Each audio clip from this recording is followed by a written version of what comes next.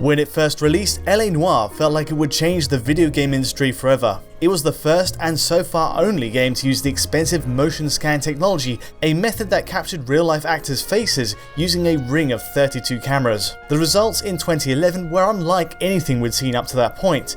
Yes, the bodies were captured separately, leading to a disconnect between body and face, but it was a big step towards some truly authentic performances in a game. This made it possible to see every nuance in a character's face, a rapid blink, a quivering chin, or even flaring of nostrils, all tying into the interrogation mechanic of the game. But with publishing rights finally ending up with Rockstar Games, LA Noire ultimately took 7 years to complete. I owned a gun, yes, but it was stolen in a burglary a couple years ago. Years on from its original launch, in 2017 we now have a remastered version on PS4, Xbox One and Nintendo Switch. The real star of the show is of course Nintendo's hybrid console, which marks the first time we've been able to play the game on a portable machine. But just how well does it stack up to the original PS3 release and other remastered editions? And finally, how does the game run on top tier equipment like Xbox One X? Built with PS3's Cell processor in mind, this game happened to run best on Sony's last-gen hardware. PS3 managed to run a massive open world built around an accurate Los Angeles city with fully functioning day-night cycles, weather, physics, wandering NPCs and traffic systems. All this meant a heavy reliance on the machine's unique satellite processing units, SPUs, which does have a knock-on effect for the quality of the Switch port. Indeed, parts of this Switch release are notably better than the PS3 original, but sadly there's also some obvious drawbacks. Let's start with the good news first. On Switch you get a fully playable version of LA Noire with a huge detailed world to explore, unlike anything we've seen on a handheld. Surprisingly, this also renders at 1920 by 1080 when connected to a TV by docking the system, much like the base PS4 release in fact. However, it's a dynamic resolution, meaning Switch will scale the pixel output based on rendering load, and at stress points that means a low point of 1440 by 1080. In other words, the game lowers its resolution on the horizontal axis alone, and faced with a busy street, it drops to 75% of the pixels overall. Still, even at 1440 by 1080 at lowest, Switch is still resolving far more detail than PS3's native 1280 by 720. Interestingly, Switch's portable mode, which I'll cover in more detail later in this video, uses a similar idea. You get a native 1280 by 720 on Switch to match its screen, giving it the same resolution as a PS3. However, the game will again scale down to 75% of this on the horizontal axis to 960 by 720 when it needs to. On Switch there are plenty of differences between docked and portable play otherwise, but for now let's see how the docked Switch visuals compare to the original PS3 release. First up, there's the upgrade in textures. The Switch release is a mixed bag in this sense, in that it tends to use PS3 grade textures for characters, cars, objects and so on. Across the board it's usually a close match, but there are also spots where it's clearly improved. Take this shot as an example, where Switch's higher RAM means ground textures use a higher grade asset compared to PS3. Now let's be clear, Switch falls very short of the PS4's top texture preset, but at least it goes a step beyond the original release. Put into example, the textures on a base PS4, including character faces, are across the board much sharper and use the high preset in every case, whereas Switch is something of a mixture. This even translates to small details like curbs and train tracks, which are again massively improved over PS3 as we drive down this road. Again, Switch's 4GB of RAM comes to the rescue in size and bandwidth next to PS3's two 256MB partitions of RAM. Textures aren't on the level of Sony and Microsoft's latest consoles, but it's a satisfying step up on Switch, and there's plenty of added details across the road itself missing on PS3.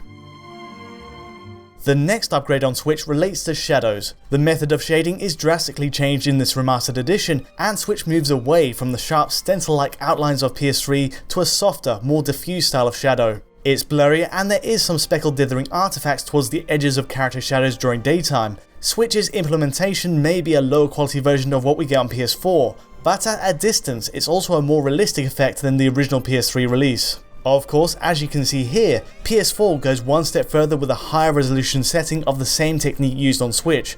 Put into example, shadows still have a diffused look on a standard PS4, but with less dithered artifacting. A new technique is used for Ambient Occlusion too. So long as it's docked, Switch opts for a subtler method than PS3, which often looked overbearing with these thick dithered contours of shade. It spoilt the look of some scenes on the original, and even added shade to areas where it simply made no sense. On Switch, it's more straightforward. If there's a gap between objects, it's filled lightly with shade, and characters get a very faint silhouette. It radically changes the look of the game next to the blankets of shade on PS3, and it's a great improvement. Meanwhile, a regular PS4 again adopts a similar approach to Switch, with a very slightly thicker pocket of shade around objects, though the difference in practice is minor. So for the competition between PS3 and Switch, that's higher resolution, better textures in spots, and upgraded ambient occlusion. It's a pretty good deal, but this is where the benefits stop and the downgrades begin on Switch. The fact is, this is an engine built with PS3 in mind, and the architecture of Switch is different enough that aspects of the game don't make the jump perfectly. The main disappointment is, even while docked, Switch often has worse draw distances compared to PS3. Take a look as we drive down this busy road. Objects like benches, fire hydrants, and small bushes fizzle into view at closer range on Nintendo's machine. Likewise for buildings in the distance here, there's a cutback in how far afield Switch is able to render the city. Now curiously, trees render in at the exact same points as we drive down this simpler road, but it's also hard to ignore some glaring issues with the streaming of assets on Switch, where textures and lights pop in more obviously than PS3. If we look ahead on this first mission, the entire building site here is a blurry mess until we get much closer. You have to remember, of course, there's never been an open world game as ambitious as this on Switch, but this is a cutback too far that really intrudes on the immersion.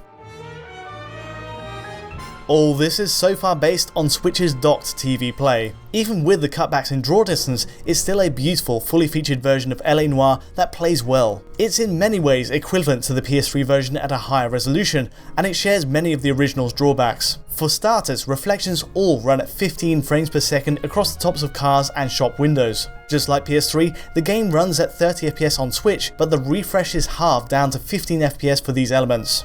It really sticks out when you put the camera this close, and for perspective, PS4 runs all reflections at a full 30 FPS, and at a higher resolution than either Switch or PS3. Curiously, the refresh is also halved to 15 FPS for NPCs in the far distance, but this goes for every version of the game including Xbox One X. From here, the differences between versions are only slight. Switch falls short in terms of draw distance next to PS3 and of course PS4. The only real contrast that bears mention otherwise is that bloom is ramped up on PS4 compared to the docked Switch and PS3 editions, meaning neon signs stick out more at night. Overall, it's a small bonus for PS4, but the fact PS4 holds a native 1080p with high-grade textures, better shadows, and ambient occlusion are the main benefits for that version.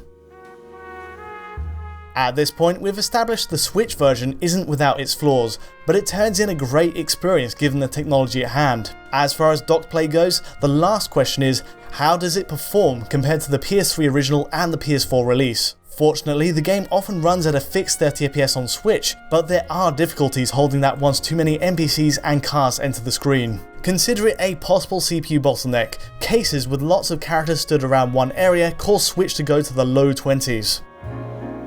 The bad news here is, when stressed, Switch actually runs worse than PS3 ever did. It's struggling to cope with the open-ended nature of this recreation of LA, and all the interactions with AI plus physics on cars cause drops below PS3's number. Meanwhile, a base PS4 holds out at a straight 30 FPS all the way through with no issues at all. Now, Switch's drops below 30 FPS are a real shame, but there are issues which further deepen the problem. For one, that 30 FPS cap is paired with uneven frame pacing, meaning a single one-off drop frame can cue a bout of frame time spikes to 16 milliseconds, causing an erratic appearance to motion. It's a problem I've seen on a few Switch titles now, including the recent Doom port, and it just adds another distraction to what's otherwise an impressive showcase for the system. The other issue here is, when the Switch version does drop below 30 FPS, the actual speed of gameplay is also affected. Take this chase scene as an example. Taking a route through a busy park, it feels like Detective Phelps is running through treacle on Switch. PS3, by comparison, simply chops frames out, but keeps the momentum of play at the usual rate. It's telling that gameplay on Switch falls behind in this side-by-side comparison, simply because the entire rate of play is slowing down. It's much like the final knockout punch in a fighting game. In this case, it's really not welcome, and makes the game much harder to control on Switch. At this point, the Switch release comes across as a mixed bag, especially factoring in some shaky performance while docked. The saving grace here really is that it's a portable console as well, and the experience on a smaller screen often makes these cutbacks harder to pick out. Whether that's the frame rate drops or the draw distance and texture streaming issues, it simply doesn't stick out as much on that 6-inch display. As I've mentioned, Switch in portable mode runs at a dynamic 720p, scaling down to 960 by 720 where it needs to. This of course runs at 30 FPS still, and yes, the frame rate drops of the docked mode are present here. The frame rate falls to a similar degree to around the lower 20 FPS region when pushed with taxing areas. Again, it suggests a CPU limit in the machine, given the CPU clock stays the same whether it's docked or portable. There's really little change as far as performance is concerned, and despite the lower resolution, you'll still bump into some sluggish passages of play. That's not to say the game runs poorly. Most of the time Switch runs at a straight 30 FPS while in portable mode, but don't expect perfection.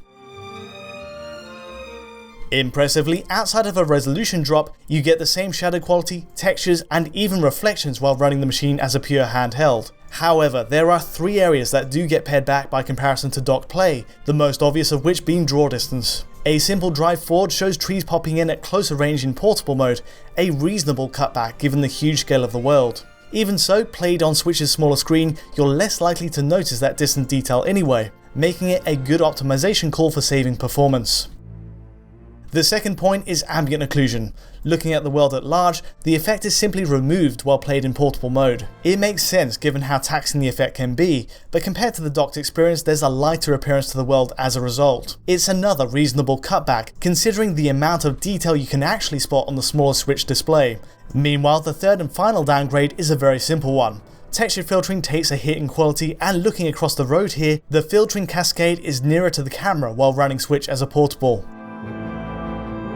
As it goes, this is still a remarkable turnout for Switch while played on the go. We've already had Skyrim and Zelda Breath of the Wild as examples of open world games on the console, but LA Noire is in many ways a more ambitious game. The world is filled with so many moving parts, the vehicles, the detailing of the world as you drive down the high streets, and of course the motion scan driven interrogation scenes in between. Comparing Switch docked under a TV against PS4 isn't a flattering comparison, especially considering the performance, but taken as a portable experience, and even with its visual cutbacks, there simply isn't anything like it. To wrap up then, it's worth taking a quick look at Xbox One X. We've so far used the base PS4 to show the game running at max settings compared to Switch. To top that, Xbox One X does one very obvious thing to better this. You get a boost to a full 3840 by 2160. Now the game still runs at 30 FPS and textures and shadows are the same compared to a base PS4, but it all holds up surprisingly well at 4K. Paired with an obligatory increase in texture filtering quality, it's a fairly bare bones vote of support for the console, but effective. A secondary plus to this release is a change in the way ambient occlusion is rendered on Xbox One X. It lightens the effect across the scene and bizarrely brings it more in line with the effect on Switch. Otherwise, it's the same deal, and outside of PC, inevitably, this is the best way to enjoy the game on console. But that's all I have for today. If you did find this analysis useful or insightful in any way, please do let me know with a like or subscribe. And as ever, we have the original source file for this video at our Patreon at digitalfoundry.net. Until next time though, thanks for watching. That you, Bukowski? Go on through. Parking lot straight ahead.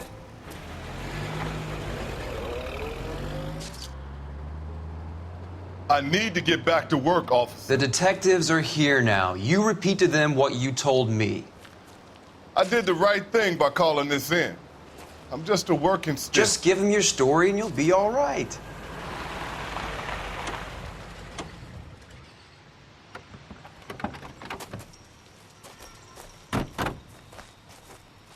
This is your first case, Phelps. It's okay to admit it if you're stumped.